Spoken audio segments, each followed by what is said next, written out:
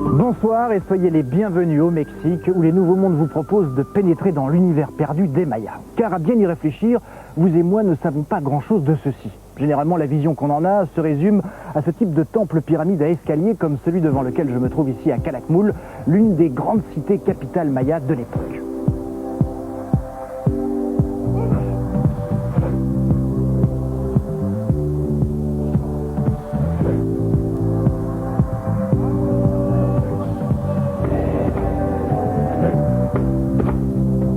Pour en savoir davantage sur cette mystérieuse civilisation, je vous emmène à quelques kilomètres d'ici. Direction Balamkou. Là-bas, nous allons découvrir ensemble un site de fouilles sur lequel travaillent deux archéologues français, Dominique Michelet et Charles Tarnot, qui sortent de terre une des plus anciennes cités mayas. Une cité qui, chaque jour, livre un peu plus ses secrets.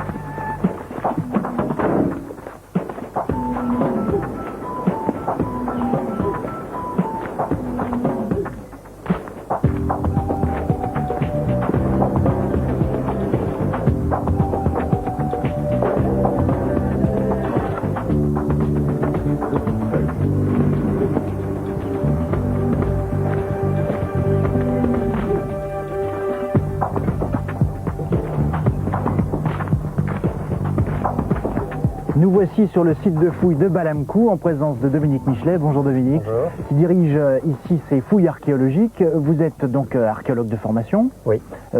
Spécialiste des Mayas. Effectivement, je travaille depuis 25 ans sur les Mayas. Quel est l'intérêt alors de travailler ici? Vous êtes au cœur d'une zone qui fait au moins 60 km de rayon et sur laquelle on ne connaissait rien quand nous sommes rentrés ici sur ce site.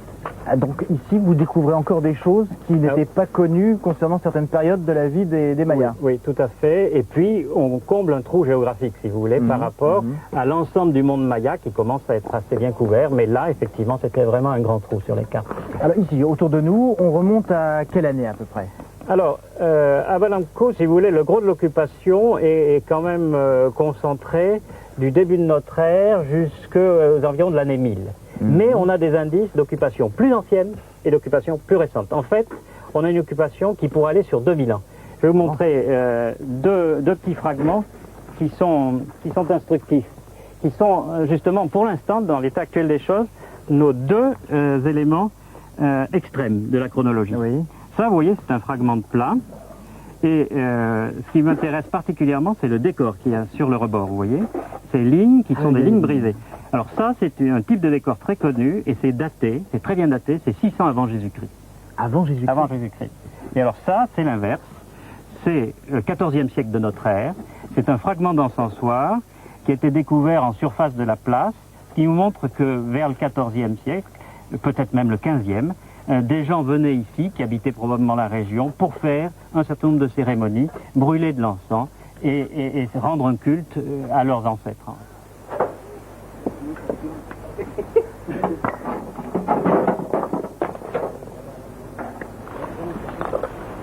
On essaye de reconstituer la vie quotidienne de ces gens-là, leur façon d'affronter le milieu dans lequel ils vivaient, et puis toute leur réalisation, pas simplement architecturale. Vous savez, c'est quand même des gens qui avaient une écriture, c'est des gens qui... Oui, ils ont mis au point une écriture qu'ils ont développée pendant un certain nombre de siècles, et jusqu'à la conquête d'ailleurs. C'est des gens qui avaient des calendriers, c'est des gens qui faisaient des mathématiques. C'est donc une société qui a eu un développement progressif, bien entendu, mais qui a atteint des niveaux de très grande complexité humaine, si vous voulez. Dans l'histoire de l'humanité, les Mayas ont une place très très intéressante parce qu'ils nous permettent de faire un certain nombre de comparaisons avec d'autres parties du monde.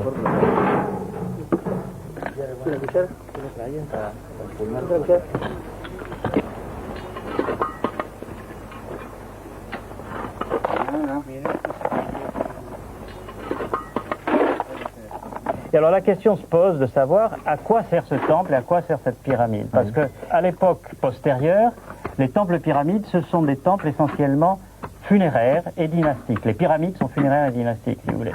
C'est-à-dire que les princes de chaque cité construisent des pyramides, se font enterrer dedans, et le culte tourne autour du roi mort. Si Un peu comme à l'égyptienne ou bien... D'une certaine façon, si on veut. Est-ce qu'il y a une tombe ou pas de tombe? Est-ce qu'il y a un lien avec quelque chose qui concerne les personnes souveraines sur ce site-là? C'est ce que nous essayons de trouver.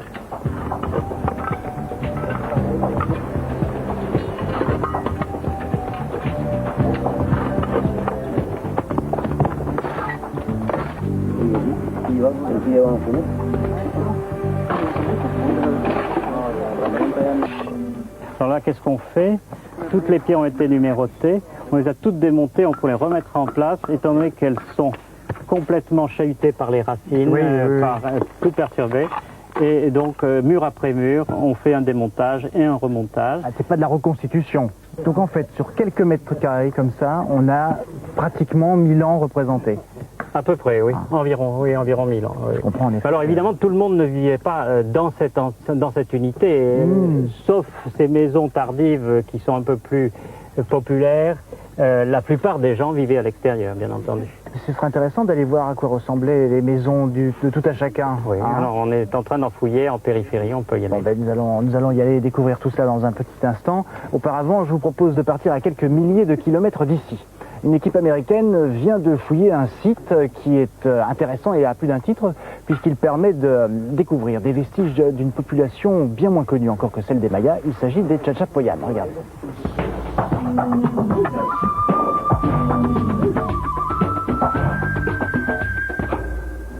12 août 1997, début de la saison des pluies.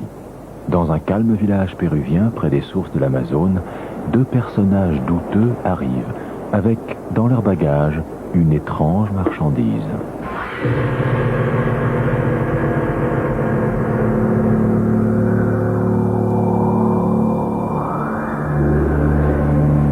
La police locale agit avec rapidité, les appréhende et obtient d'eux des informations étonnantes. Ils étaient partis dans les montagnes chercher de l'or.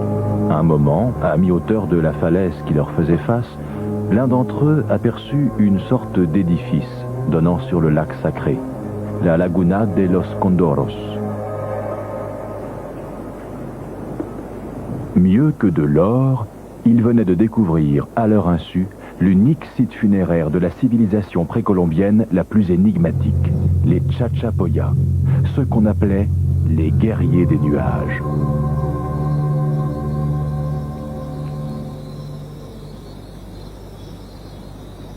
Quelques semaines plus tard, le docteur Sonia Guillen, bioanthropologue à Lima, entame une ascension périlleuse.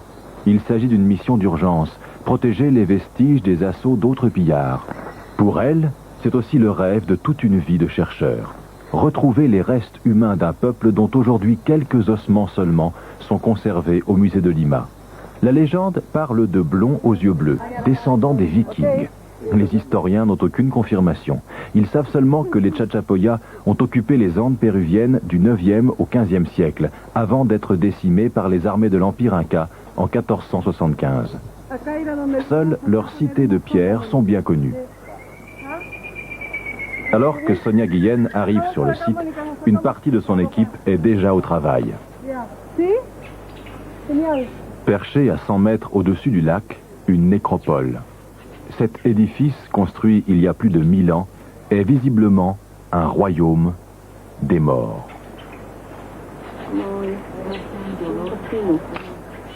Rien que des tombeaux, des peintures rupestres, des offrandes mystérieuses. 6 sépultures déjà découvertes, et cela ne fait que commencer. La première momie Chachapoya rencontrée,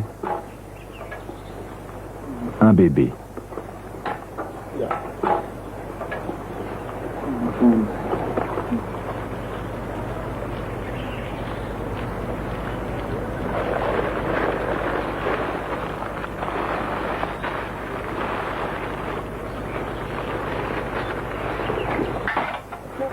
Dans les conditions les plus difficiles, l'équipe d'archéologues s'installe. Mais Sonia Guillen sait que le temps lui est compté. Dans 2 mois, les pluies torrentielles empêcheront toute intervention. Sí, solamente que te va a faltar altura. Le style d'architecture lui-même est caractéristique des Chachapoyas. Malgré son excitation devant cette découverte majeure, le docteur Guillen doit se rappeler en permanence qu'elle se trouve à flanc de falaise. Cette nécropole millénaire peut s'écrouler à chaque instant sous ses pas.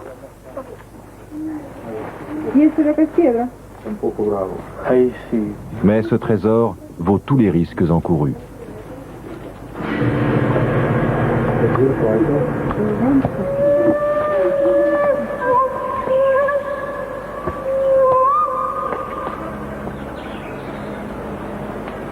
Plus de 200 momies, presque toutes repliées en position fétale et placées dans des sacs brodés.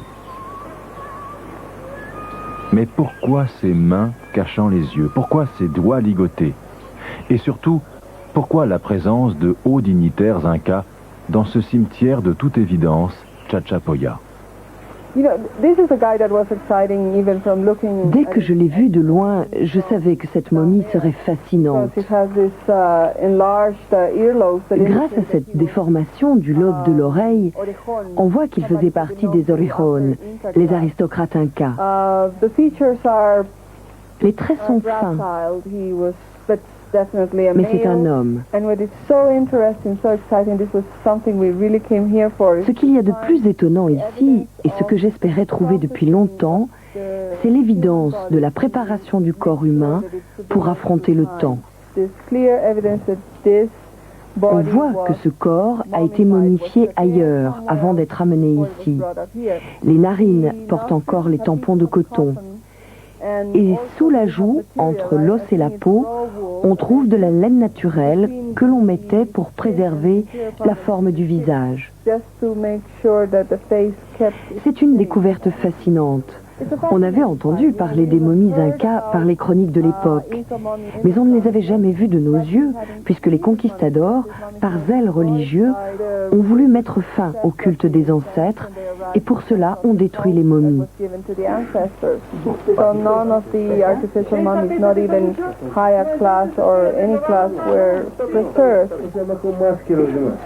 Un poco. Tirarlo un poco hacia abajo la cara para que lo filme. Va a ser un poco como... Ahí va.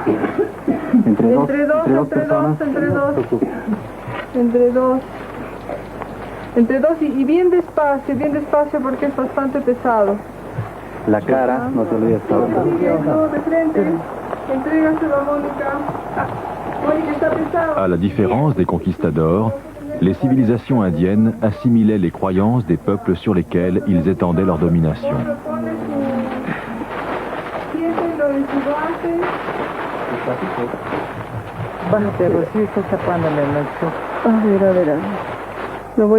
Dessin caractéristique des Chachapoyas, brodé, peint sur la pierre, bois sculpté, bol de céramique, et pour la toute première fois, un échantillon de tissage Chachapoya qui a résisté à l'épreuve du temps. Le docteur Peter Lurch, spécialiste de la culture Chachapoya. Ici, on reconnaît les motifs basiques de la culture Chachapoya. Les dessins en zigzag et le losange.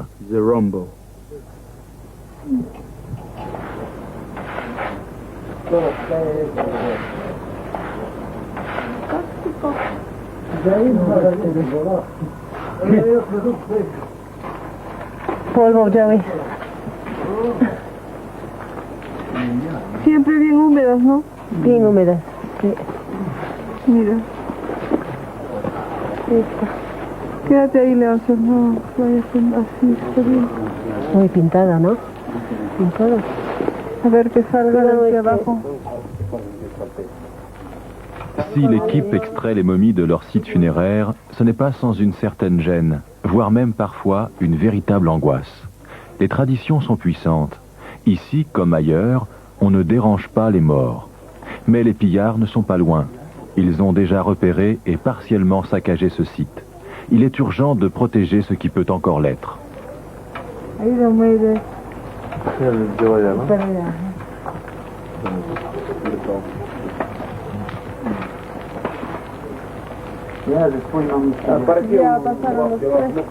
Levanta por favor el plástico. Cette position fétale, avec les mains ligotées sur les yeux, intrigante, n'a pas de signification religieuse. Simplement, pour le transport, il fallait que ces corps prennent le moins de place possible. La cause des décès, seulement la recherche scientifique nous le dira. 5800. Pour redescendre et mettre à l'abri les dépouilles de ses ancêtres vénérables, le cercueil de bois dans lequel ils furent transportés jusqu'ici il y a 500 ans, protégé par un plastique du XXe siècle, humidité oblige.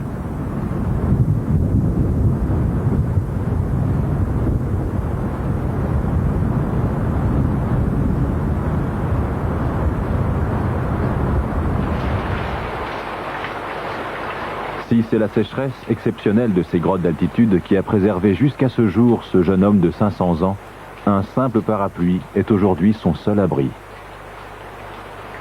Et pour se protéger des poussières de chair décomposée, mieux vaut porter des masques de chirurgie.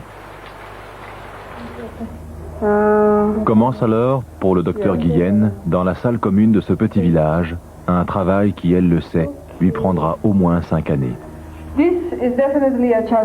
Celle-ci, on en est sûr, est une momie Chachapoya. On peut la reconnaître grâce à sa forme, la broderie et surtout ce semblant de queue que l'on trouve sur toutes les momies de Los Condoros et l'utilisation du coton ainsi que de la laine. Là c'est le coton, ici la laine. Cela nous indique que ces gens ont été momifiés artificiellement. Au total, plus de 200 momies retrouvées. De quoi tirer d'importantes conclusions sur tout un peuple. 200 corps qui, s'ils sont pour l'instant surtout l'objet de la curiosité des villageois, vont bientôt expérimenter toutes les techniques de la recherche médicale moderne. Radio, scanner, analyse d'ADN. Première interrogation du chercheur, l'absence d'odeur. Quel était le processus de momification? Je la sens. Parce que cette momie n'a pas l'odeur d'une momie. C'est parce qu'ils ont dû mettre quelque chose pour masquer l'odeur typique des momies.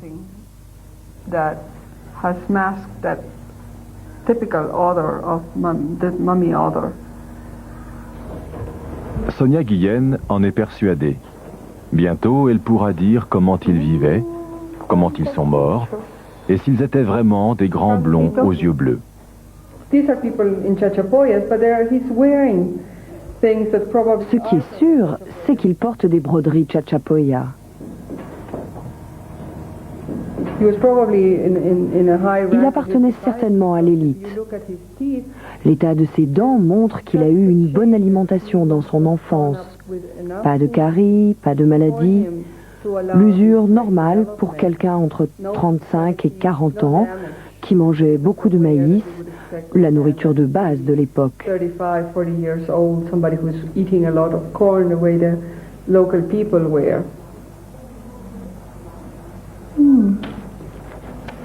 Ce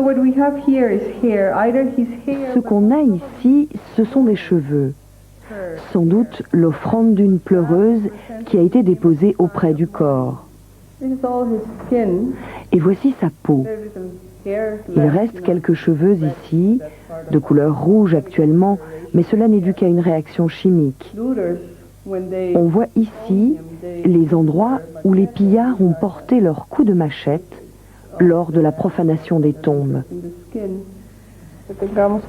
Avant d'acheminer les premiers corps vers Lima, Sonia Guillen, en compagnie d'une villageoise, observe le culte des ancêtres.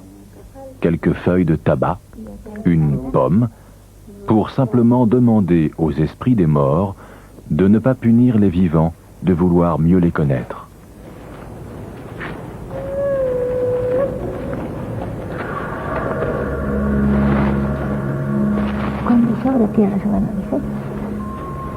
Sabemos pues como Ces guerriers légendaires vont-ils enfin sortir des nuages? Les études du docteur Guillen confirmeront-elles la chronique d'un conquistador écrite en 1554? Ces Indiens Chachapoya ont la peau la plus blanche. Ils sont les plus attirants que je n'ai jamais vus. Et leurs femmes sont si belles que beaucoup d'entre elles furent choisies pour être les femmes des Incas ou des Vestales dans leur temple.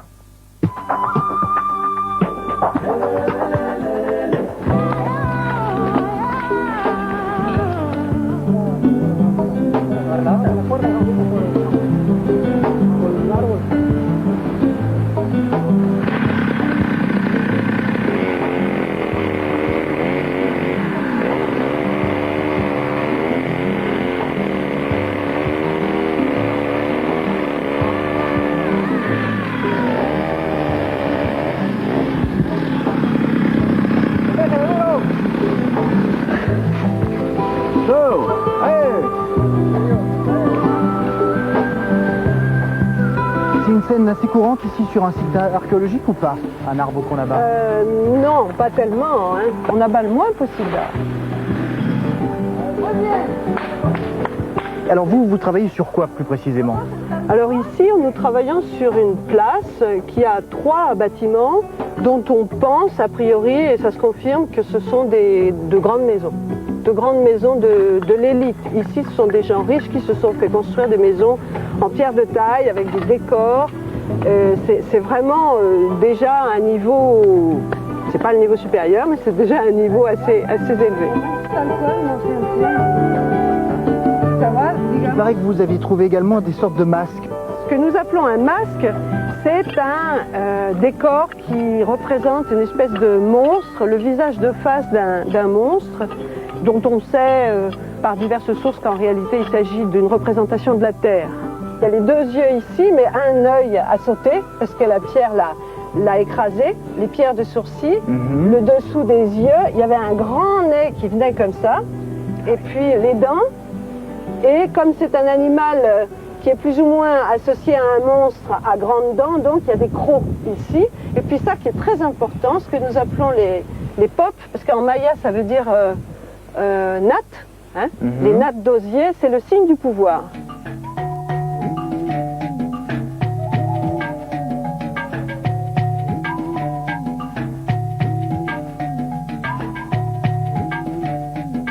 C'est joli des pierres blanches comme ça, comme mur d'habitation. Oui, mais on ne les voyait pas. En fait, c'était entièrement revêtu de stuc, comme les sols, et peint en rouge.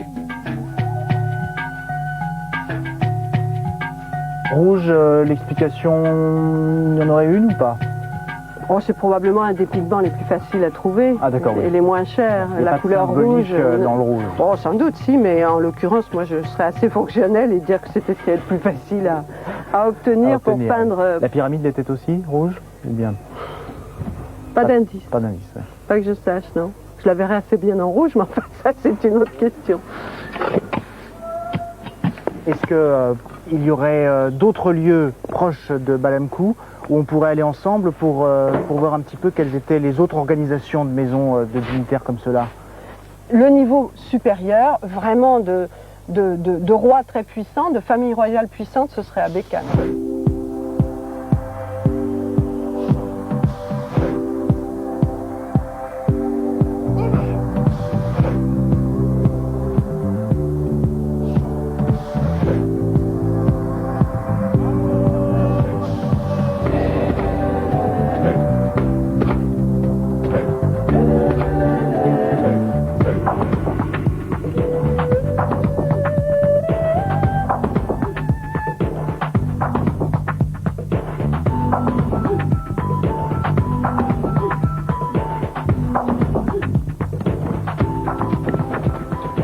Alors le voici. Mais c'est un temple en fait. Non, c'est pas un temple. Ah bon?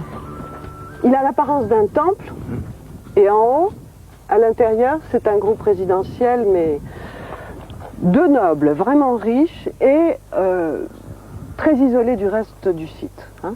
C'est vraiment le type d'habitat exceptionnel qui permet à des gens de pouvoir, vraiment de montrer leur pouvoir et leur différence avec le reste des humains. Ce qui veut donc dire personnage important. personnages importants qui montrent qu'ils sont très différents du commun des mortels, qu'ils en sont isolés et qu'ils peuvent se montrer en gloire par la grande porte lorsque l'envie leur en prend de mettre leur coiffure de plumes. Les nobles peuvent, en certaines circonstances, se présenter au commun des mortels qui habitent le site. Allez, hop là. Ils disaient pas ça tous les jours quand même. Non, certainement. Il faut bien respirer en même temps hein, quand on prend les C'est toujours escaliers. pareil. Tout le monde ne monte pas des escaliers avec des marches aussi dures. Surtout qu'ils n'étaient pas grands comme nous. Hein. Ils étaient plutôt petits. Ils étaient sans doute aussi ridicules que nous à les monter. Voilà. Presque.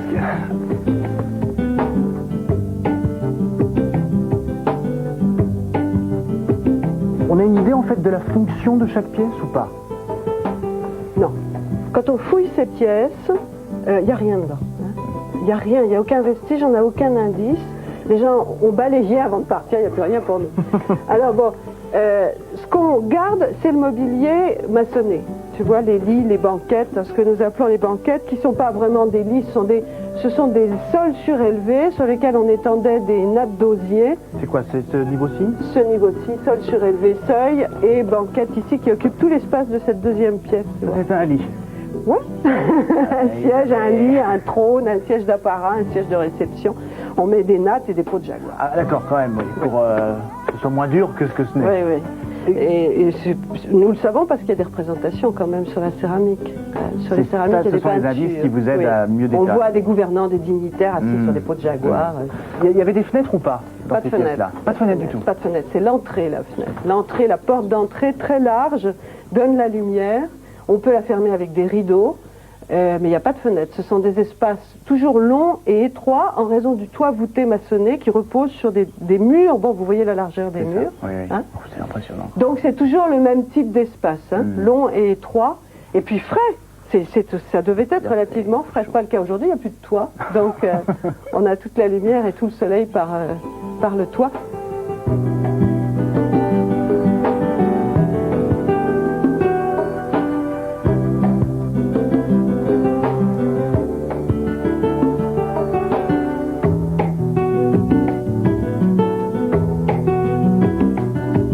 Alors que les Mayas connaissaient l'écriture, nous allons nous intéresser dans le sujet qui suit à un peuple qui, anciennement, ne maîtrisait que le dessin. Ce sont les Marquisiens. C'est pourquoi 2 scientifiques sont allés aux îles Marquises afin de recenser tous ces dessins, à poser à même la peau avant que ceux-ci ne disparaissent.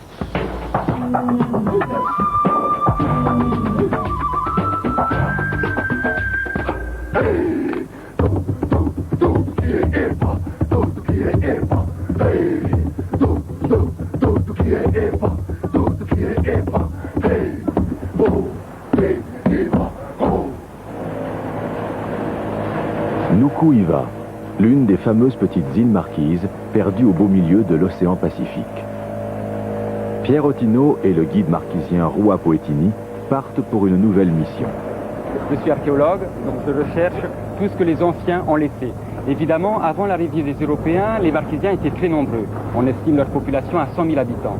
Dans les années 20, ils sont tombés, hélas, à 2 000 habitants, et maintenant ils doivent être à peu près un peu plus de 8 000 sur l'archipel. Cet ancien peuple a laissé des traces, et l'archéologie permet de retrouver ces traces, de reconstituer petit à petit un peu l'histoire de cette population, et donc de l'aider d'une certaine façon, j'espère en tout cas, c'est un peu prétentieux, à retrouver une part de sa mémoire. Dans l'histoire de l'humanité, c'est une expérience unique, et ce serait vraiment dommage de la laisser se perdre définitivement. Donc les vestiges du passé sont très nombreux, beaucoup plus que les habitations actuelles. Mais depuis, évidemment, il y a un abandon des vallées. La végétation a poussé, la forêt, et il faut donc chercher à travers cette forêt, de cocotiers, de borao et jusqu'au sommet des crêtes, tout ce que les anciens ont laissé. L'équipe est composée de 5 Marquisiens et de 3 Européens. Parmi eux, la femme de Pierre Otino, Marie-Noël, ethno-historienne.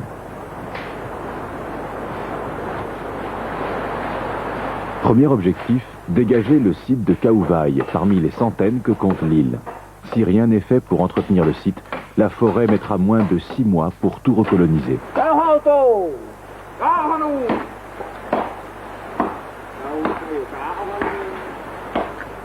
Une fois les murs d'habitation repérés, Pierre Otino commence le relevé topographique des lieux.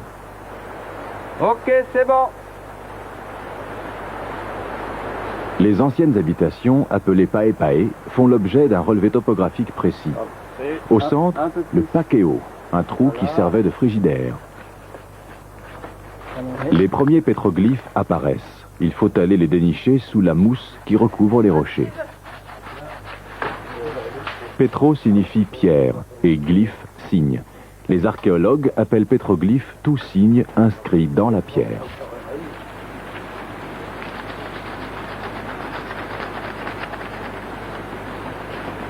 Ici, nous sommes sur un site religieux, en hauteur, et nous sommes en train de relever des pétroglyphes. C'est un motif de tortue qui apparaît vaguement sur le papier, de mieux en mieux. Quant à la signification, évidemment, c'est très difficile parce que nous n'avons pas assez de détails sur la religion, sur l'histoire de ce pays. Hein. C'est comme, admettons que je vienne d'une autre planète, par exemple, ou que je ne connaisse rien au catholicisme, on me montre une croix et l'interprétation m'en serait vraiment très très difficile. Je verrai bien sûr un signe, donc un trait vertical, un trait horizontal, donc deux traits qui se croisent, et je serai vraiment très très loin de toute la symbolique, de toute la richesse qui est derrière ce symbole. Je pourrais interpréter peut-être le trait horizontal représente la terre, le trait vertical une élévation vers le ciel. Je ne suis peut-être pas trop éloigné de la réalité, mais c'est vraiment une image très très pauvre des choses. Hein. Donc là, c'est une représentation de tortue, mais ça ne veut pas dire que les Marquisiens ont voulu représenter l'image d'une tortue. Il y avait tout un symbolisme derrière.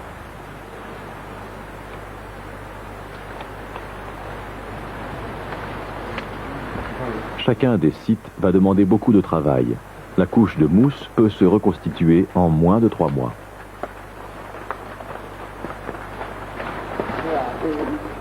La signification des pétroglyphes, c'est assez difficile à dire. Hein. Au départ, bon, on se disait, on voyait des poissons, des tortues, des chiens. Bon, ça représente peut-être ce que les Marquisiens mangeaient, de la nourriture. Mais en fin de compte, ça doit être beaucoup plus compliqué que ça. Par exemple, l'animal qui offrait la ressource, enfin des sources de protéines la plus importante, c'était le cochon.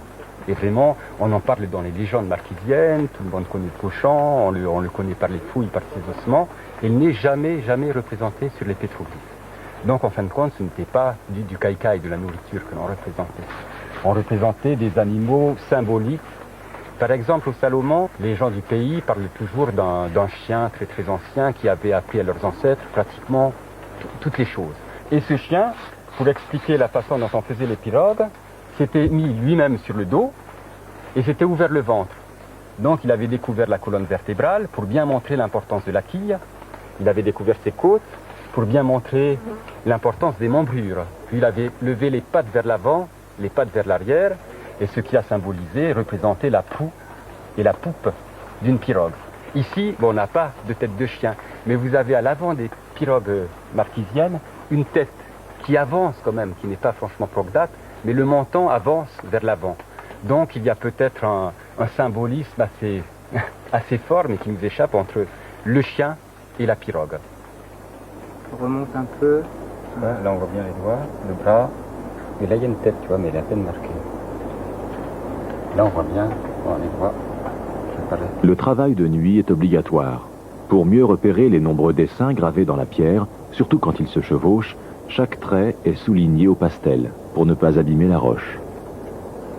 En écrivant de biais, ça met en relief le moindre relief ou la moindre bosse. Un petit peu comme les phares d'une voiture de nuit. La route te semble beaucoup plus chaotique parce qu'il y a un petit caillou, hop, il est éclairé et il fait une ombre derrière. Ou le petit trou aussi, ça te fait une tache noire. Donc là, on bouge la lampe en essayant de mettre en relief ce qui a été tracé. Lorsqu'on aura un inventaire complet de tous les motifs, ça va nous aider à lire l'histoire des anciens marquisiens. On arrivera peut-être à trouver une structure, une logique dans l'agencement et dans l'association de différents motifs. Un petit peu comme dans la grotte de Lascaux, où on s'est aperçu que les bisons étaient plutôt dans la rotonde, donc dans la salle principale. Les animaux encore plus dangereux, les félins, étaient plutôt dans les diverticules ou des choses comme cela. Le travail n'est pas terminé. Il faut maintenant recopier tous les dessins pour les archiver.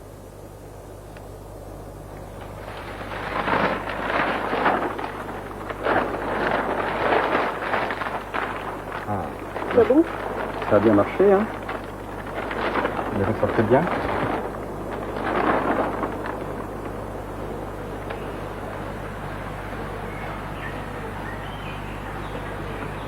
La minutie est de règle en archéologie. Sur les sites, Pierre Ottineau doit relever la position de chaque pierre pour déceler d'éventuels alignements invisibles à l'œil nu. Nous sommes ici sur un méaé, un site religieux, et ce méaé est très particulier. Il comporte deux fosses circulaires, ce qui est assez rare. D'habitude, elles sont carrées. Et ces deux fosses étaient destinées à conserver les prisonniers juste avant qu'ils soient sacrifiés sur le Tohua, la place communautaire qui était tout à côté, derrière le Grand Bagnon. C'est un bagnon, le Grand Bagnon.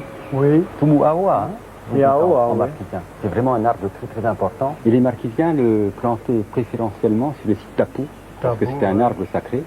Également sur les sites communautaires. C'est un arbre qui donnait énormément d'ombrage, qui poussait relativement rapidement. Et sur les méaés, il servait également d'ossuaire. C'est là que l'on confiait les os des ancêtres, ou ça pouvait être également les os des ancêtres d'ennemis capturés. Et les racines étaient importantes aussi. Qu'est-ce que l'on faisait avec... Avec la racine, on fait des médicaments. Les jeunes racines, pousses, là. Oui. Ce type de racines-là, hein, voilà. les toutes jeunes, là, Oui. pas les grandes.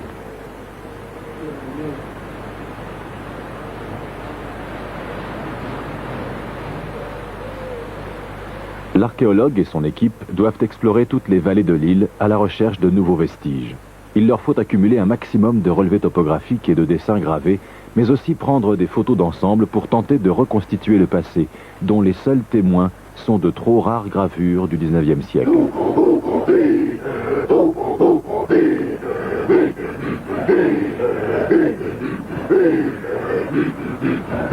Et là, nous sommes à l'intérieur de la maison, qui était bien sûr construite au-dessus de nous dans le temps. Et la partie avant de la maison était constituée par un pavage. Mais un pavage qui était particulièrement choisi, c'est-à-dire que les marquisiens avaient choisi des pierres relativement régulières, le plus régulières possible, et également le plus lisses. Tandis que par rapport au pavage extérieur, tu vois, ce sont des blocs un petit peu de tout venant. Il y a des pierres lisses, d'autres un peu plus anguleuses, avec des vacuoles à l'intérieur. Donc, l'intérieur tapou était traité avec beaucoup plus de soin.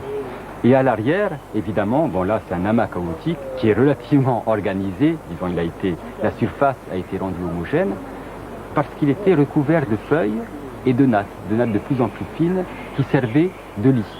Les marquisiens dormant comme ça, les uns à côté des autres, et la tête tournée vers l'arrière.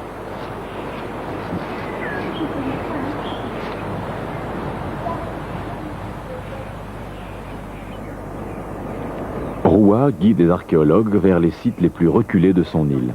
Il leur raconte avec l'accent très coloré des marquises l'histoire des derniers cannibales. J'ai entendu parler des vieux. Ils racontent un peu de l'histoire de dernière cannibale qu'on avait mangé à Naho. Le gars, ils sont venus de Taïtibaï pour trouver une plante pour guérir les malades de son fils. Au retour, il y a les gens de Anaho qui ont arrêté pour faire la bringue avec. C'est là qu'ils ont tué le gars. Après ça, ils ont mis dans le four.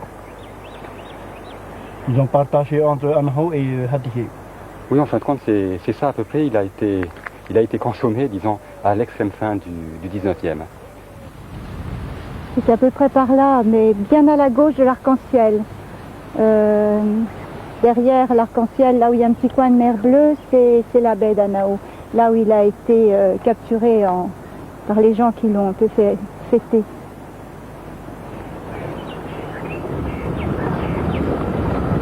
À Nukuiva, il faut parfois 4 heures de route pour parcourir 30 km.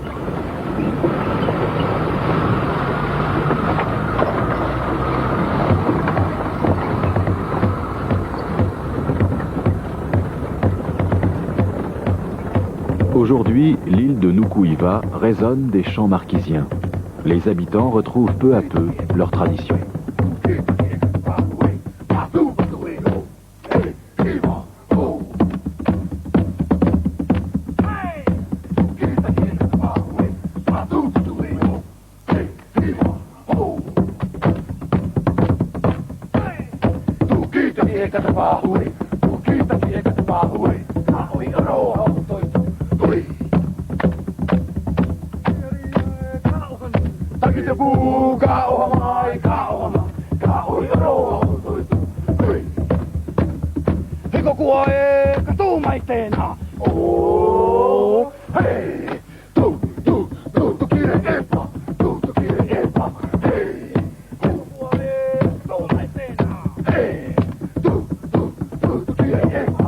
Décoratifs aujourd'hui, les tatouages demeurent une marque de fierté.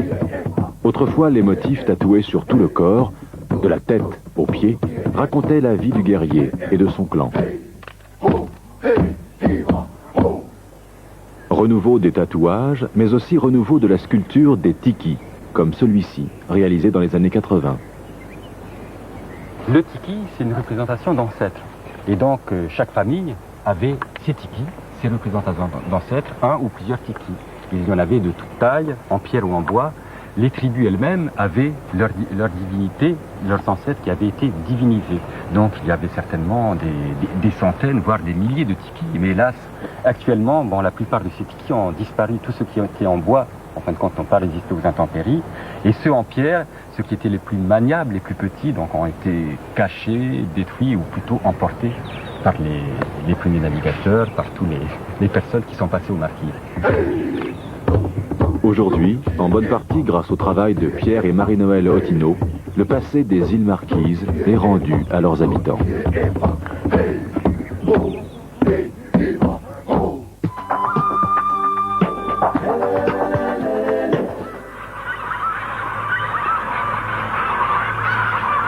Le soleil est en train de se lever sur le Mexique, où les Nouveaux Mondes continuent d'explorer le passé des Mayas en compagnie de Dominique Michelet. Et si nous sommes là en train d'observer ce soleil, Dominique, c'est que les Mayas s'y intéressaient beaucoup. Oui, s'y intéressaient, comme tous les peuples du monde, évidemment. Le soleil, c'est l'astre essentiel, c'est l'astre qui donne la vie. C'est celui sans lequel on ne peut pas vivre, qui fait pousser les plantes, qui établit le rythme des saisons. Et bien évidemment, les Mayas étaient fascinés par le soleil, surtout des soleils comme celui-ci. Ce soleil, ils le craignaient ou bien ils le vénéraient en y voyant une divinité bonne et gracieuse pour eux? Ils le vénéraient, oui. Ils devaient le craindre aussi à cause des sécheresses dont il était porteur. Et puis, bon, il y avait peut-être aussi, comme chez les Aztèques postérieurement, l'angoisse qu'il ne se lève pas un jour. On a en particulier découvert, lors de la prospection, un groupe qui est le groupe Sud-Ouest et qui est un groupe astronomique. Oui. Le groupe astronomique, c'est essentiellement une pyramide du côté ouest et du côté est, fermant une place, un bâtiment allongé avec 3 monticules au sommet. Donc vous vous mettiez sur la pyramide à l'ouest et vous regardiez vers l'est et vous pouviez effectivement à ce moment-là suivre le lever du soleil aux différents points où il se lève à l'horizon selon les périodes de l'année.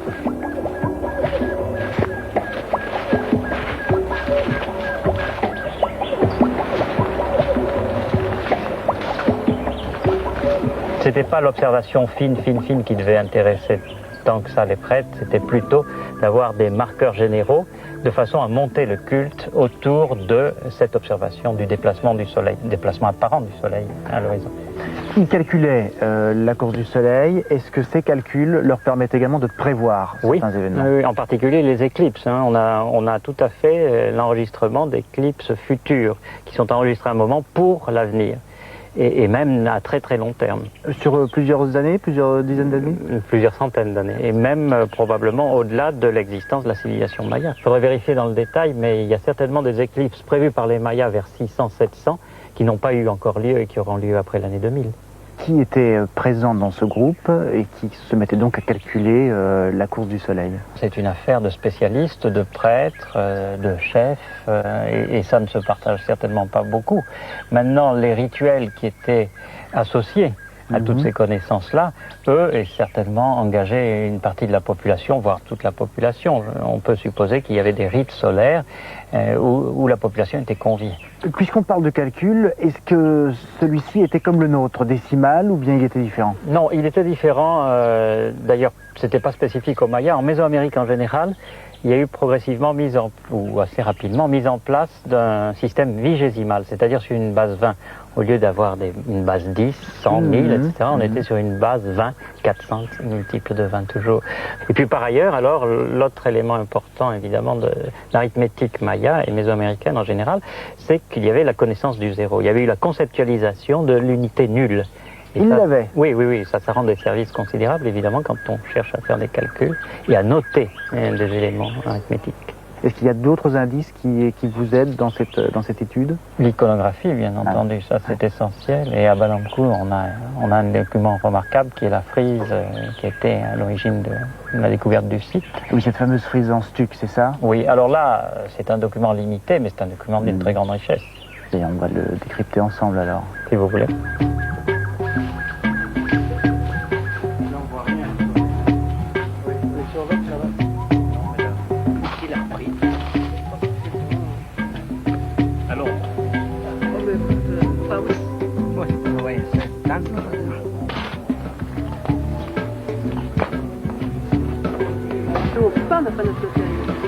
Oui, ça c'est... Non, je veux dire, les lettres doubles.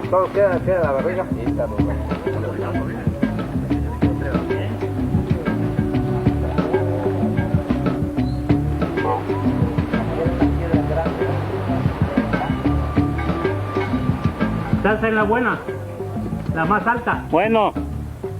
Ya.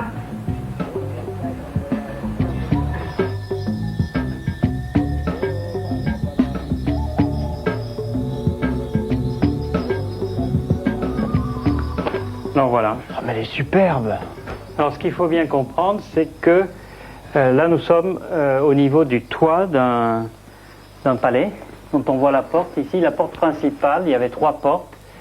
C'est une frise qui a à peu près 17 mètres de long et qui est donc composée du haut du mur supérieur de ce temple, de ce palais, et de 4 tours sur lesquelles se développent des thèmes, des personnages.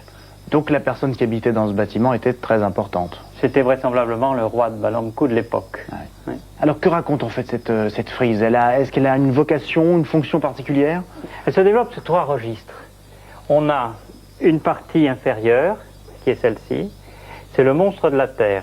Il est vu ici de face, on voit ici son nez, ses yeux avec des flammes, et puis il y a au-dessus, sortant d'une espèce de fente frontale, un animal vu de profil. On voit ici ses pattes postérieures, hein. Les pattes antérieures sont un peu plus haut. Un animal qui est en fait un animal amphibie. Là, en l'occurrence, c'est semble-t-il un crocodile. Et puis, il a sa gueule en haut, qui est complètement renversée à 180 degrés. Il regarde, bouche ouverte, oui, vers le haut, et de sa gueule émerge le personnage qui est assis sur la tour. Et le personnage qui est assis sur la tour, c'est le roi. Alors, c'est un roi en majesté, assis sur un animal. Donc le roi qui domine à la fois la terre et sous la terre. Le roi qui émerge de la terre, qui est né de la terre et qui fait exactement la même chose que le soleil. C'est ça l'intérêt. C'est-à-dire que comme le soleil, il sort de la terre. Ah, et donc il a le même pouvoir, il est assimilé. En dehors de ce plan-là, qui est un plan vertical à 3 dimensions, on a évidemment donc dans les parties centrales, ici, la représentation du jaguar. Et alors c'est un jaguar qui est prisonnier. Il a les pattes antérieures qui sont reliées par une espèce de corde. Le jaguar est l'animal de la nuit, l'animal du monde inférieur aussi, du monde souterrain. Et c'est l'animal de la guerre. C'est un animal qui fait peur, qui est très puissant. Et donc sa présence ici sous terre est tout à fait logique. Hein. Et là on a un autre exemple du même motif, grosso modo, à ceci près que chaque fois le monstre terrestre ici en bas a des détails différents. Vous avez un grand serpent qui se déploie, on voit sa gueule ici, avec ses dents, et il est en train de manger un petit animal. C'est probablement un oiseau d'après Vaudès. Hein.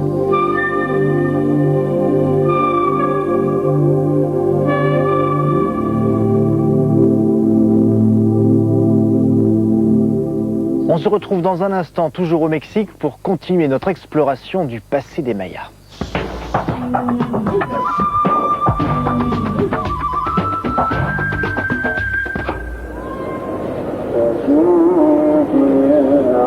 Alexandrie, l'une des villes les plus peuplées et les plus actives d'Égypte. Depuis 8 ans, les nombreux chantiers de construction mettent au jour des vestiges enfouis dans son sol depuis des siècles. Comme ici, dans le quartier de Gabari, où la construction d'une autoroute a révélé les traces de la célèbre nécropolis, la cité des morts, le plus grand cimetière souterrain du monde antique. C'est au CEA, au Centre d'études alexandrines, que sont confiées les fouilles d'urgence sous la direction de Jean-Yves Empereur. En 6 mois de travail, les archéologues ont dégagé un gigantesque labyrinthe, véritable gruyère formé de 38 salles funéraires et plusieurs centaines de tombes. Tu connais le triclinium ici. Aujourd'hui, Anne-Marie Guimier-Sorbet, spécialiste des décors grecs et romains, rejoint sur le site Marie-Dominique Néna, coordinatrice de la fouille. Au niveau de la colonne de béton, là on va prendre un loculier qui va nous conduire dans tout cet ensemble-là. Elle doit expertiser les quelques décorations présentes dans la nécropole. Anne-Marie Guimier-Sorbet s'enfonce pour la première fois dans cet étroit dédale souterrain. Bon, donc là on arrive dans la 12, qui est entièrement comblée. Et donc là on va descendre dans ce trou-là. Donc tu te mets à plat ventre, tu fais un cachemire, oui, enfin, où tu tires tes manches. Guidée par Marie-Dominique Néna, elle progresse par des trous creusés par les pilleurs de tombes au cours des siècles. Bon, allez, courage. Maintenant tu peux te mettre sur les genoux, fais attention à ta tête. C'est bon. Bon, là tu peux te redresser, hein, oui. Mais tu descends quand même doucement. Et tu fais attention parce qu'il y a un petit trou quand on descend là.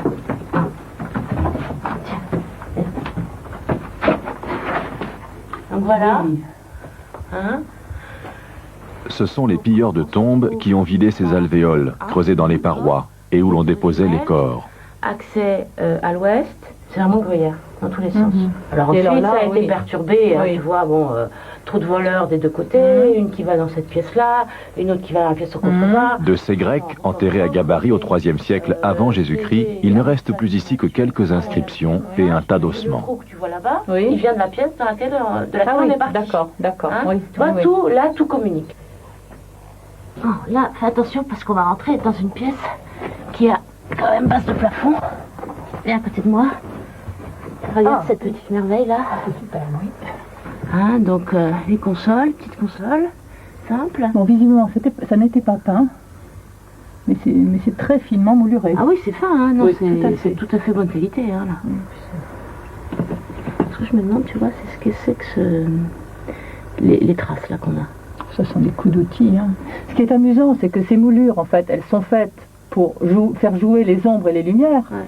Mais ça, c'est valable lorsqu'on est à l'extérieur. Ici, on est dans un endroit noir, mais ce sont les portes, les belles portes des oui, c'est les belles des portes. palais. Il y a un très beau musée qui est tout à fait comme ça, un grand. Hein, oui. Mais de ce type-là, aussi bien dans les nécropoles orientales que dans la nécropole occidentale, on en a très peu de traces.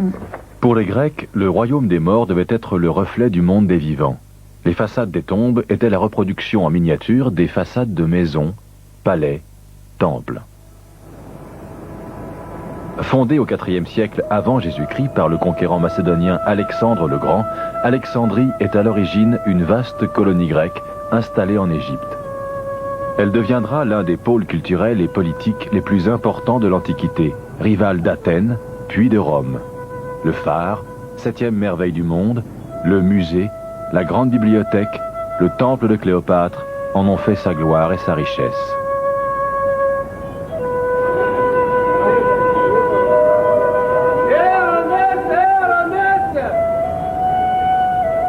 Dominées par les colonnes de Pompée, les catacombes de Kom el-Shugafa sont connues des archéologues depuis le début du siècle.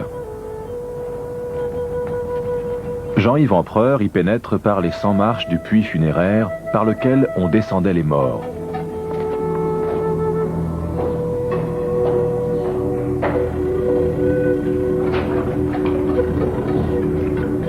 L'architecture y est très différente de celle de la grande nécropolis.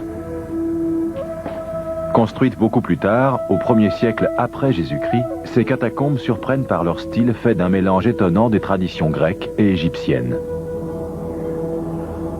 Comme cette statue, au corps grec et à la tête d'Anubis, divinité égyptienne.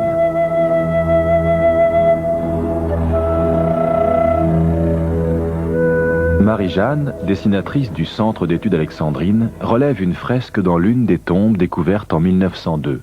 À l'époque, le plafond et les parois apparaissaient nus. Un changement d'humidité récent fait ressortir aujourd'hui d'anciennes peintures que les archéologues tentent de décrypter. Bonjour. Ça va? Ça va bien, oui. Ça va. Ça avance. Oui, c'est bien. Bon, j'ai encore quelques hésitations parce que je ne sais pas trop si en fait c'est un animal là qu'on peut apercevoir ou si c'est simplement une tache du mur. Puis évidemment les visages, on n'arrive plus trop bien. C'est seulement il y a 4-5 ans qu'on a commencé à voir, avec le changement d'humidité dans la tombe, une scène en haut pharaonique de momification, on l'a reconnu assez rapidement. Et puis en bas des personnages. On connaissait Athéna avec son bouclier au centre.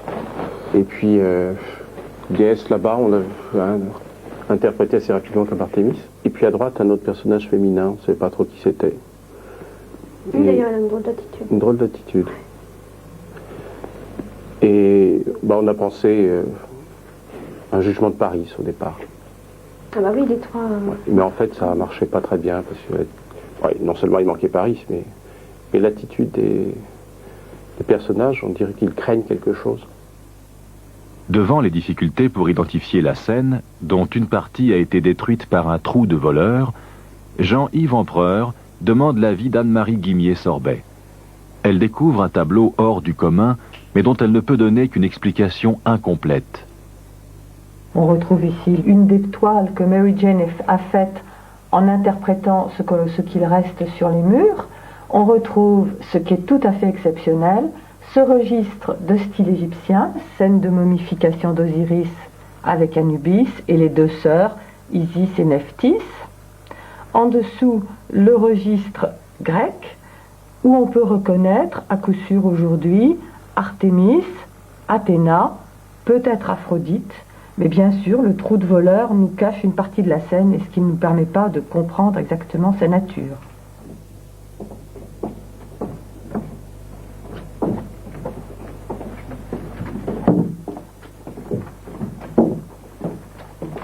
On décide de faire appel à un photographe pour tenter d'en savoir plus.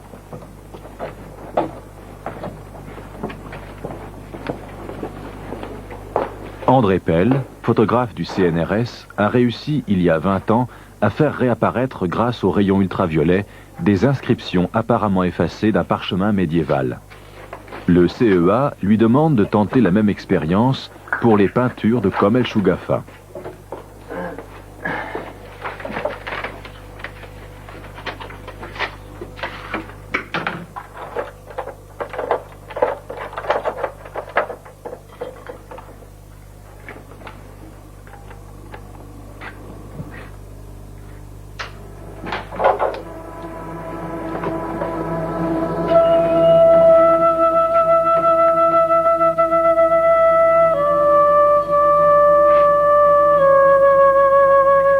André Pell réussit là encore à révéler, grâce aux ultraviolets, les détails de ces parois que l'on croyait en partie vierges.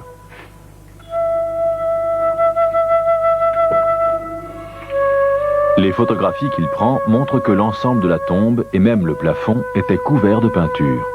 Un tel succès encourage Anne-Marie Guimier-Sorbet à poursuivre l'expérience dans la tombe voisine, dont les murs sont restés jusqu'à présent totalement muets.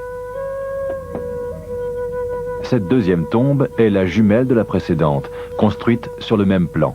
Mais dans celle-ci, aucun des murs n'a été percé par les pilleurs.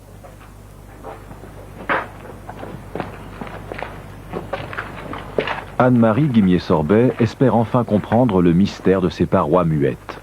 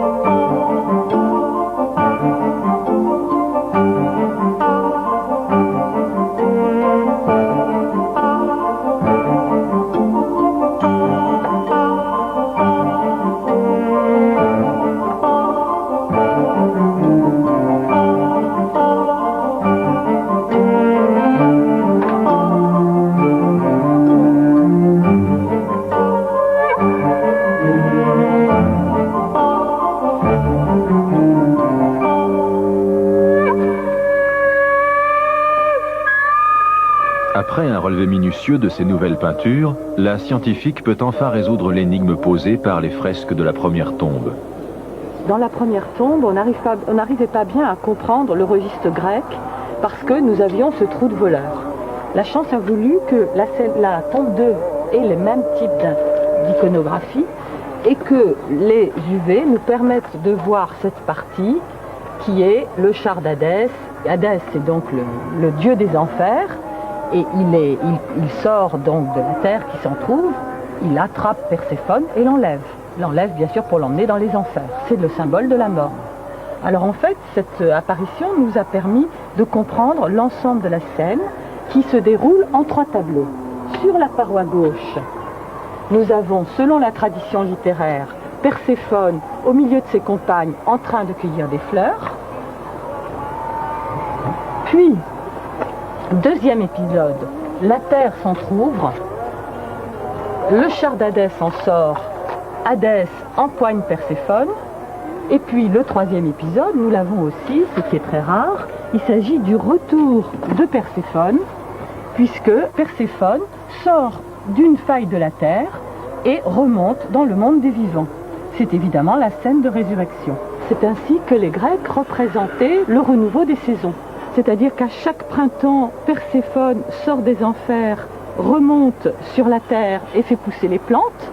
Perséphone, c'est la déesse de la végétation. Et puis à chaque automne, elle est enlevée par Hadès qui l'entraîne dans les enfers, c'est-à-dire dans les mondes souterrains. Et c'est ce qui va déclencher l'hiver.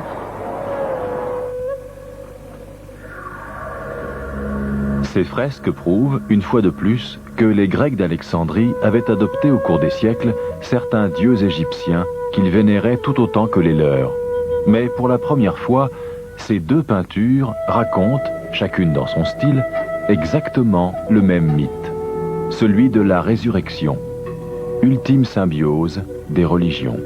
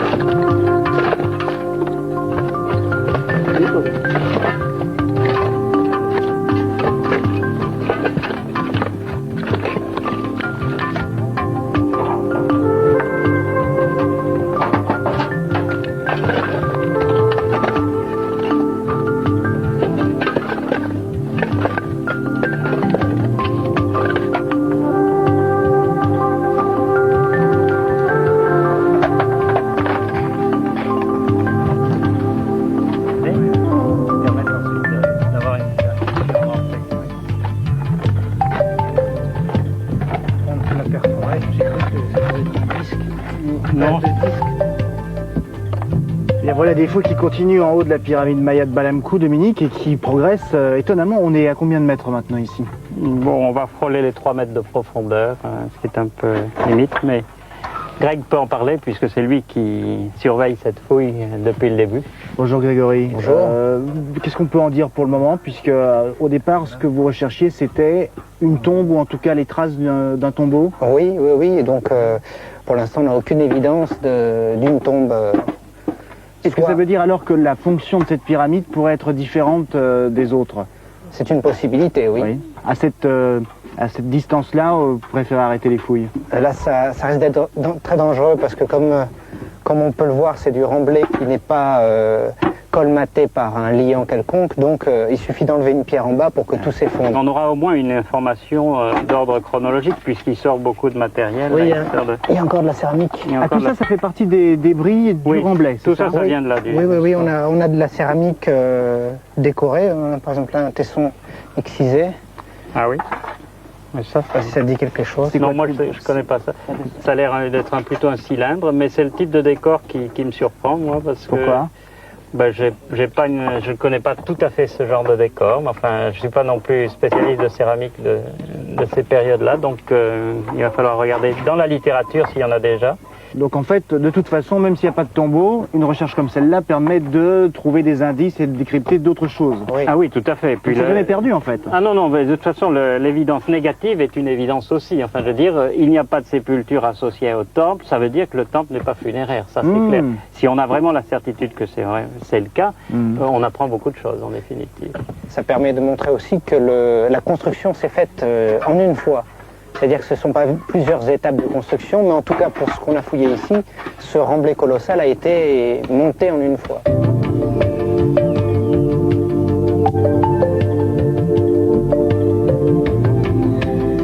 Depuis que je me balade sur ce site et puis sur les autres cités qui entourent Balamkou, ce que je ne comprends pas de lui, c'est qu'alors qu'ils ont bâti des édifices si beaux, que leur champ de connaissances était si important, qu'ils étaient donc si avancés, pourquoi un jour les Mayas ont tout simplement disparu?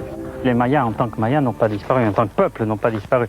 Ce qui disparaît, c'est une forme d'organisation, une forme de société, ce qu'on appelle la civilisation classique Maya, quelque part vers entre 800 et 900 de notre ère. Hein. Tous ceux qui ont construit ça, effectivement, cette façon de faire, de construire, tout ça, ça disparaît. Alors, qu'est-ce qui disparaît? Ben, vous n'avez plus d'inscriptions, vous n'avez plus de sculptures, vous n'avez plus de grands édifices. Les rites disparaissent aussi ou pas? Probablement, une bonne partie. Et puis, depuis quelques années aussi, on sait que les sites se vident. Il n'y a pas simplement les affaires de prestige qui disparaissent, la population elle-même abandonne. Abandonne. On a bien expliqué dans ces cas-là, parce que c'est pas possible, alors qu'ils étaient si, j'allais dire, avancés, pourquoi tout d'un coup se sont-ils écroulés? On a premièrement le problème des conditions climatiques, qui pourraient avoir été à un certain moment nettement plus défavorables. Aux alentours des années 800 de notre ère, justement au moment où plusieurs sites commencent à avoir des difficultés, les conditions d'aridité augmentent. Il y a de moins en moins de pluie, au moins pendant quelques temps. Et ça peut avoir eu des conséquences sur l'économie, sur l'agriculture. Oui, et puis en plus, les gens ne récoltent plus, si vous voulez. Hein. Alors ça, c'est la première piste. La deuxième, c'est que ce sont des sites qui sont en compétition, et en compétition guerrière. Les seigneurs se font la guerre, ils entraînent leur peuple dans la guerre, bien évidemment. Ça, maintenant, on en a des preuves aussi nettement plus solides dans un certain nombre de sites. Et ces guerres sont épuisantes. À la longue, si vous voulez, les sites, à force de compétition, à force de rivalité, qui ne sont pas simplement des rivalités de prestige, qui sont aussi des rivalités de sang, de guerre, finissent par, effectivement, ne plus pouvoir faire face à toute cette montée de violence éventuelle. Au tout début de l'émission, vous nous disiez que concernant Balamkou, l'occupation remontait jusqu'à l'an 1000 à peu près. Terminé jusqu'à l'an 1000. Et justement, c'est un des points importants que Balamkou nous apporte, enfin une des données nouvelles vraiment de ce site, c'est que il a été occupé beaucoup plus longtemps, enfin au moins un siècle de plus que ce que l'on attendait, d'après les connaissances d'il y a une vingtaine d'années, si vous voulez. Mais alors, est-ce qu'on peut encore parler de Mayas? Ah oui, tout à fait. Non, ce sont encore des Mayas, et on connaît même leurs cousins germains à quelques dizaines de kilomètres d'ici. Ce sont les mêmes groupes qu'à Bécane et dans tout ce secteur-là. Et puis, bon, ce sont les derniers. Après eux, on a des traces sporadiques d'occupation, mais pas vraiment d'habitation. Et puis, le site est effectivement complètement abandonné, comme toute la région d'ailleurs. Et puis, les premiers à reprendre pied ici, quasiment... C'est vous? Non, ce sont les pilleurs. Ce sont les pilleurs? Oui. Ce sont les pilleurs, puisque ce sont eux qui nous ont amenés sur ce site-là. C'est vrai. Donc en fait, ce site ici n'a pas résisté, lui non plus, à la prospection du pillage. Pas plus que d'autres. Non. Il y en a peut-être eu moins que d'autres sur certaines structures, mais enfin, il y en a eu. Avec des dégâts importants ou pas? On pourrait peut-être aller voir à quoi ça ressemble. Oui.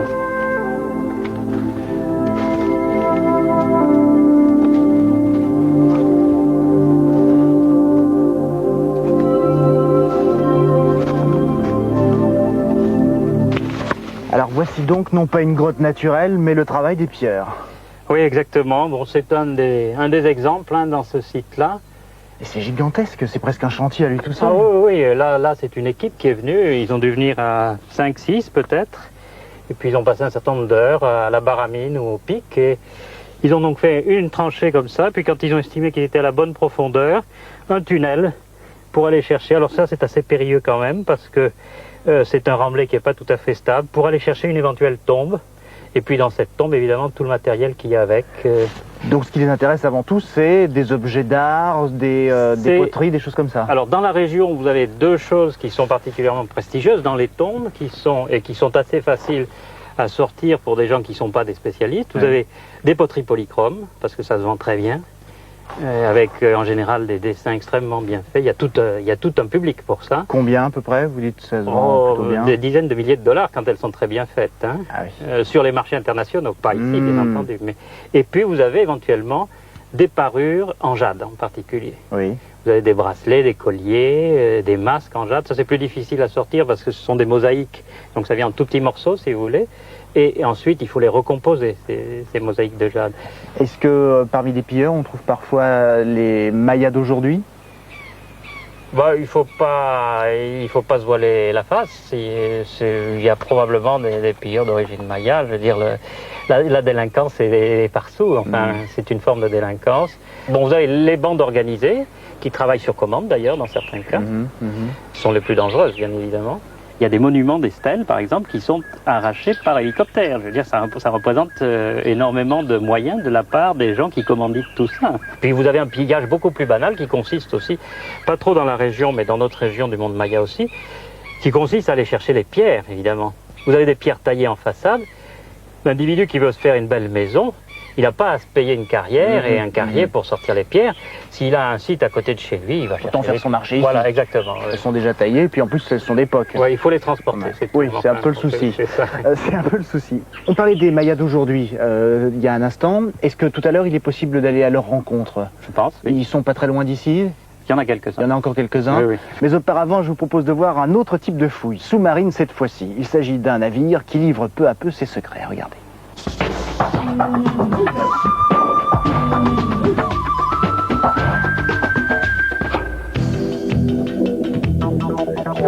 Loin du regard des hommes, les océans recèlent les vestiges d'un passé tumultueux. Plus que toute autre mer, la Méditerranée fut le théâtre de drames dont elle garde la mémoire. Au large des côtes sommeillent plusieurs centaines d'épaves, une inestimable source de renseignements pour les archéologues. En 1977, lors d'une régate, un voilier fait naufrage devant Marseille et coule. Il ne sera jamais retrouvé. Mais au cours des recherches, les plongeurs découvrent les restes d'un bateau datant de l'Antiquité. L'épave gît par une profondeur équivalente à la hauteur d'un immeuble de 20 étages, 64 mètres, ce qui rend particulièrement difficile et dangereuse l'exploration du site. La découverte est oubliée pendant près de 10 ans, jusqu'à ce qu'une équipe d'archéologues passionnés s'intéresse de nouveau à elle. En secret, une mission est lancée. 2 navires de la Comex, l'Archéonaute et le Minibex, gagnent le lieu du naufrage. En quelques années, les technologies d'exploration des océans ont connu des progrès spectaculaires. Aujourd'hui, des robots commandés à distance peuvent intervenir à la place des plongeurs. La science nous ouvre les portes des abysses et de leurs secrets. En mai 1996, l'opération baptisée Sud Caveau commence. À sa tête, un spécialiste de l'archéologie sous-marine, Luc Long. Tout l'aspect technologique que nous allons développer sur cette épave est intéressant puisqu'il nous permet de profiler un peu mieux ce que sera l'archéologie sous-marine à grande profondeur, en tout cas d'essayer de mettre au point cette stratégie de fouille puisque l'épave est dans les 70 mètres de fond et qu'en conséquence la plongée autonome est difficile. À cette profondeur, en effet, les plongeurs ne peuvent rester qu'une douzaine de minutes au fond. Ils doivent ensuite remonter en respectant un arrêt, le palier de décompression, de 45 minutes avant de sortir de l'eau. Une contrainte qui limite considérablement la journée de travail.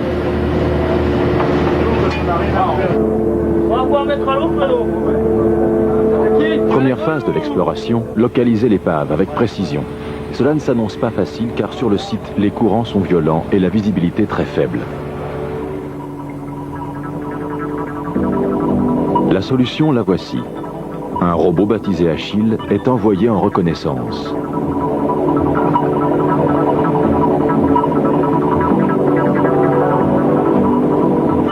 Ok Fredo, on est à 15 mètres, tu peux commencer à descendre.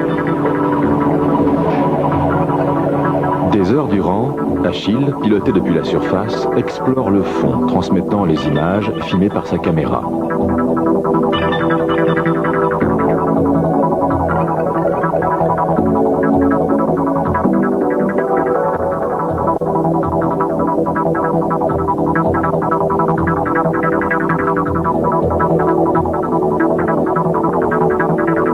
l'inquiétude gagne l'équipe. Et si le site avait été pillé? On n'est pas loin, mais ça me donne pas, honnêtement... Oui, vous l'aviez filmé, ce filet, vous vous rappelez? Vous l'avez vu, ouais, le sous-marin. C'est vrai. Soudain, les indices. Les roches? Non, c'est les pas. Ok. Elle n'a pas bougé. Ah. C'est gagné. Ça va, personne n'est venu. Sous les projecteurs du petit robot, 2 amphores intacts signalent le lieu du naufrage. Mais la structure du navire n'a apparemment pas résisté au temps.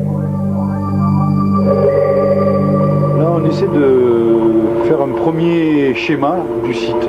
Je n'ose pas dire plan parce que c'est un bien grand mot, mais enfin, ça y ressemble un peu, quoi. Il faut qu'on ait quand même une idée générale du site. Or, jusqu'à présent, c'est quand même très très flou. Alors, détail après détail, amphore après amphore, un morceau d'amphore après un morceau d'amphore, on essaie de reconstituer le puzzle d'après la vidéo du robot grâce au ROV et aux images qu'il nous envoie. Toi, la retournée? La retournée, je la vois. Clac, clac, clac, la casser. Ouais.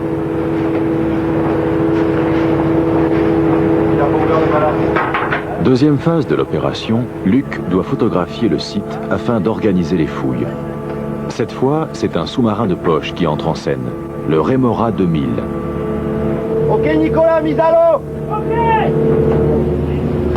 Capable de descendre à 600 mètres de profondeur, il peut observer l'épave pendant 9 heures.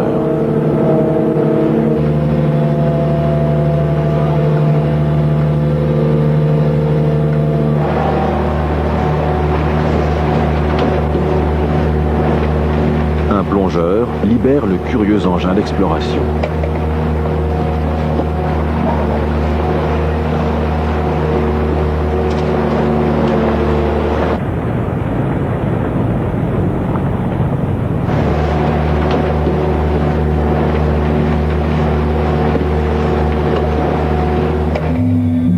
Avec son hublot panoramique, le Remora 2000 ressemble à un hélicoptère aquatique. Sa parfaite maniabilité en fait un outil parfaitement adapté au minutieux travail des archéologues.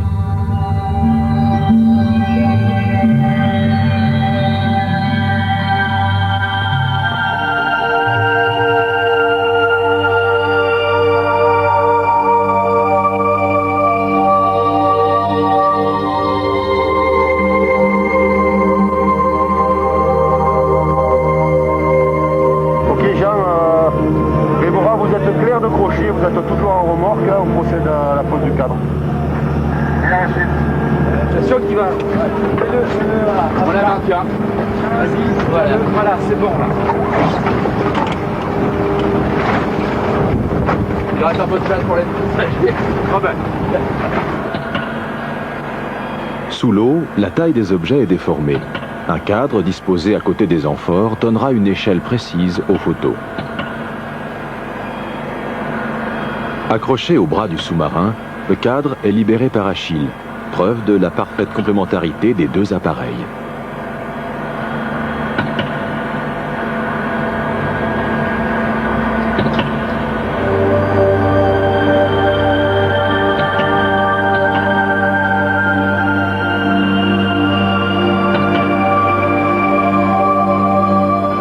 Luc survole lentement l'épave.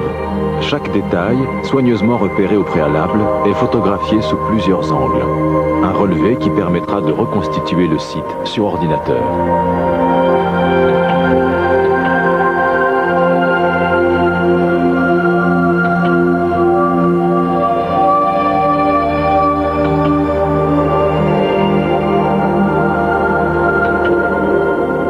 Nous créons des objets en 3 dimensions au fur et à mesure de leur découverte. Par exemple, dans cette vue, on voit les amphores au-dessus de la couche de sédiments, qui est la couche verte, mais également en dessous, puisqu'on présuppose au départ, lorsqu'on identifie un col d'amphore, qu'au-dessous, l'ensemble de l'amphore est intact.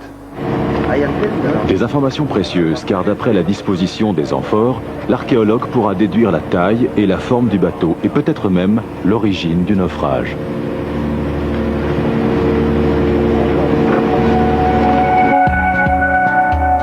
Place à la 3e étape de l'exploration. Dégager les objets enfouis sous les sédiments accumulés depuis 2000 ans.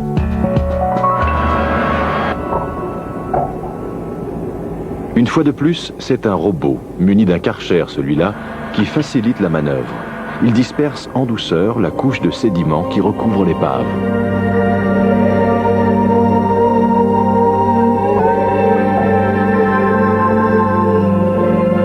Bientôt, la première amphore, accrochée à un ballon, est remontée à bord.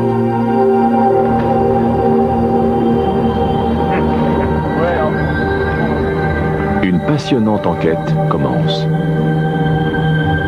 Prenez votre temps, prenez votre temps. Elles sont pleines de résine. Alors il y en avait déjà pas mal jusqu'à présent, mais là elle est pleine aux 3/4. Elle est livrée ici. En fait c'est comme si c'était des amphores réutilisés pour un transport de résine et qui ne viendraient pas cette fois-ci d'Adriatique. Certainement c'était leur origine première, mais réutilisés en Espagne et elle voyage avec des amphores Altéan 70 d'Espagne. Et comme ils avaient de la résine à transporter, ils ont utilisé des containers qu'ils avaient sur place là-bas en Espagne, des Lamoulia 2. Ça c'est l'hypothèse à chaud comme ça, mais... Aucun indice n'est négligé pour trouver l'origine du bateau. L'hypothèse venant d'Espagne aujourd'hui me paraît la plus probable. Enfin bon, on n'a pas fini de remonter du matériel et on n'est pas à l'abri d'autres découvertes tout aussi intéressantes.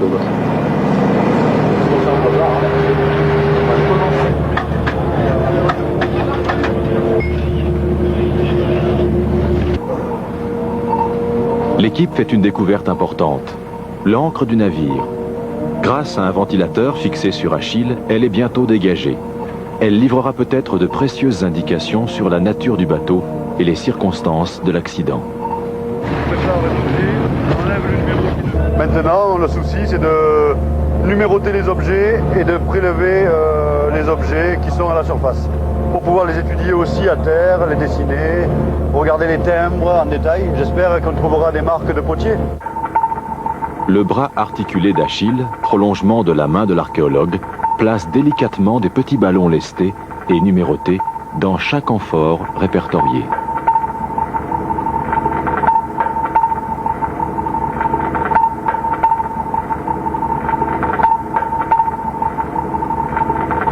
Dernière phase de la fouille, remonter les vestiges de l'épave. Pour cette opération délicate, les robots cèdent la place aux plongeurs qui peuvent prévenir tout risque de casse.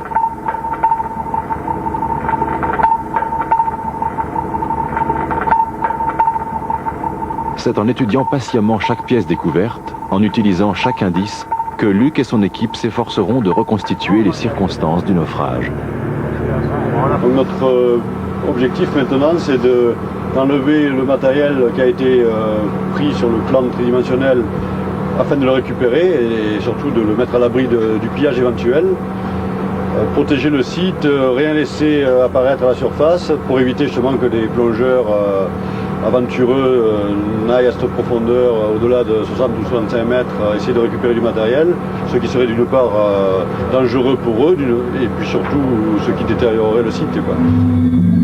Sur les côtes françaises, près de 90% des 750 épaves recensées ont été pillées. Pour les plongeurs chargés de faire disparaître toute trace du site, un pénible travail commence. Les mains sont lourdes, les gestes imprécis et la vue se brouille. Ils doivent en permanence lutter contre la narcose, l'ivresse des profondeurs.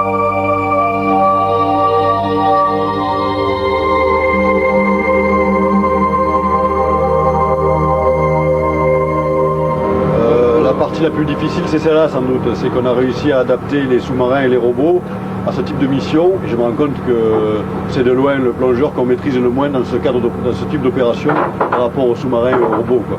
Parce qu'on leur donne un but précis, si ça se passe comme prévu, c'est ok. S'il faut improviser sur le fond, l'esprit est légèrement engourdi par les effets de narcose dus à l'azote. L'épave est à l'abri des curieux. L'expédition se termine. Luc Long reconstitue le drame. Une petite embarcation de Barcelone, chargée d'amphores, surprise par le Mistral, qui n'aurait pas eu le temps de gagner le port de Marseille, ou plutôt de Massilia. Infime incident survenu environ 25 ans avant notre ère et entré pour toujours dans la mémoire des hommes.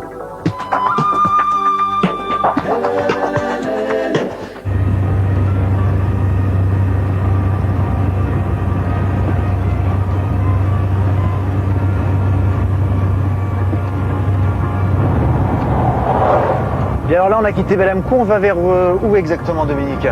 On va vers Spoukhil, qui est la zone, enfin le village le plus gros actuel, qui est un tout petit village en réalité.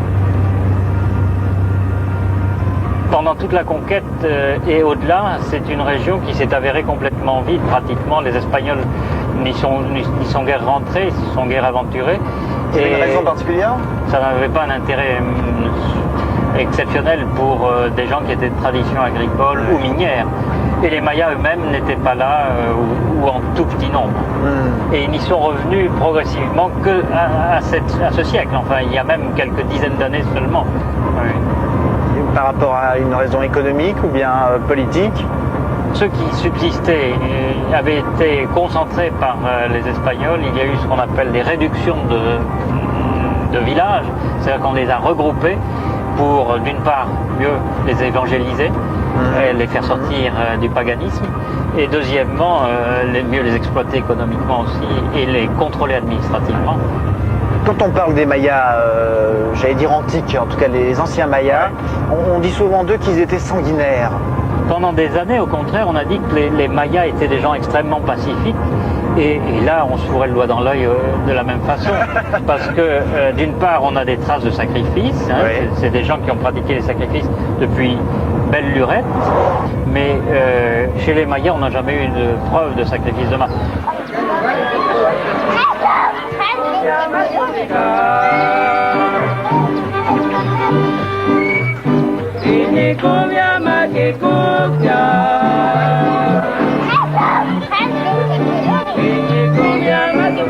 Les Mayas sont présents en forte proportion dans une petite ville comme celle-ci, enfin dans un chef-lieu comme celui-là? Alors ce qui se passe, c'est qu'on a tout autour de Spoukhil un certain nombre de villages qui ont été effectivement fondés par des Mayas. Il y a aussi de plus en plus de Mayas qui viennent du Chiapas à l'heure actuelle, dans la mesure où le Chiapas est une zone conflictuelle. Oui, oui. Et bon, c'est ici une possibilité, une porte ouverte, une zone de colonisation et de refuge finalement. Est-ce qu'il est possible encore aujourd'hui de garder ces traditions? Est-ce que les rites sont encore sauvegardés? Les rites et bien d'autres choses, oui, incontestablement. Quand ce sont des villages effectivement qui sont descendants d'une même communauté au départ, les 2 ou 3 que je connais aux alentours et qui sont fortement indigènes gardent effectivement une tradition. D'abord, ils parlent leur langue pour commencer. Et quand on parle la langue, on a quand même beaucoup de sa culture.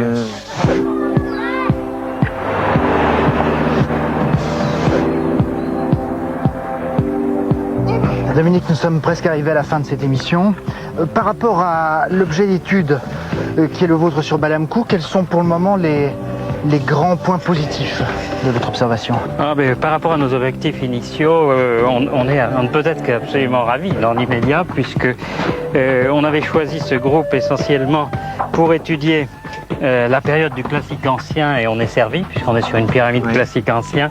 D'ailleurs, il y a une rectification à faire en ce qui concerne cet édifice par rapport à ce qu'on a pu dire, c'est que viennent de sortir un certain nombre d'ossements malheureusement perturbés. Là encore, les pilleurs sont arrivés avant nous. On pouvait le craindre d'ailleurs. Et puis, Grégory, qui est en train de compléter la fouille, nous dit qu'il s'agit probablement d'une jeune femme qui a été enterrée là. On ne peut pas tout à fait dire que c'était un temple funéraire qui était dédié à une femme, mais enfin, on a un peu d'informations malgré tout. Donc votre intuition première, qui était de penser qu'il y avait bel et bien un tombeau, c'est vérifié? Oui, d'une certaine façon, oui. Grâce à vous et à toutes celles qui vous entourent ici sur ce site, on a découvert tout au long de l'émission que cette civilisation était passionnante à plus d'un titre. Est-ce que vous pensez que dans 1000 ou 2000 ans, ceux qui retrouveront des vestiges éventuellement de ce siècle, de ce XXe siècle, penseront la même chose? Et quel serait d'après vous leur principal objet d'étude nous concernant? Est-ce que vous avez une idée là-dessus? question difficile, je ne sais pas. Enfin, au niveau des vestiges matériels, on sait qu'il y aura beaucoup de matière plastique. C'est peut-être pas ce qu'on laisse de mieux derrière nous. Oui. Et puis, il y aura probablement beaucoup de bidules informatiques aussi. Il y a déjà des cimetières d'ordinateurs. Alors là, on va tomber sur des... Ça leur faudra des casse-têtes effrayants parce qu'ils se demanderont ce qu'on faisait avec ces machines, sans doute. Oui. Vous pensez qu'ils se diront eux aussi, c'était une civilisation passionnante? Oui, j'espère quand même. Oui. J'espère qu'on intéressera le futur, ça, oui. Écoutez, en tout cas, merci beaucoup de nous avoir intéressés au passé. Merci pendant tous ces nouveaux mondes. Et puis merci à tous ceux qui, autour de vous, nous ont accueillis comme vous sur le site de Balamkou. Merci.